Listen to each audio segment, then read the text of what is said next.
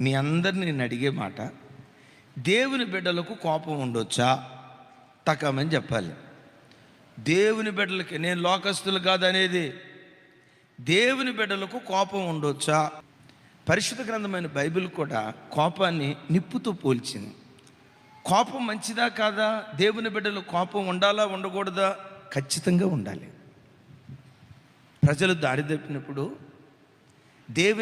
దేవునికి ఆయాస్కరంగా బ్రతుకుతున్నప్పుడు, దేవుని శాపం ప్రజల మీదకి దిగి వచ్చేటట్లుగా ప్రజలు దారి తప్పి ప్రవర్తిస్తున్నప్పుడు, నాయకుడు అనేవాడికి ఖచ్చితంగా తప్పకుండా కోపం ఉండాలి.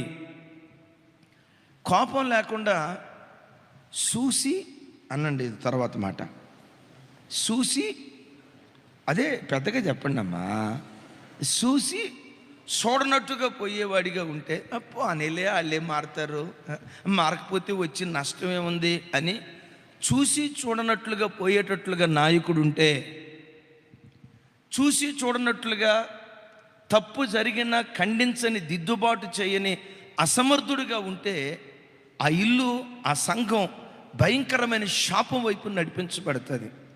నాయకుడు అనేవాడికి తాలింపు ఉండాలి, లాలింపు ఉండాలి. లాలించేటప్పుడు లాలించాలి, అదే సమయంలో అన్నాడు పెద్దగా తాలింపేసేటప్పుడు తాలింపేయాలి.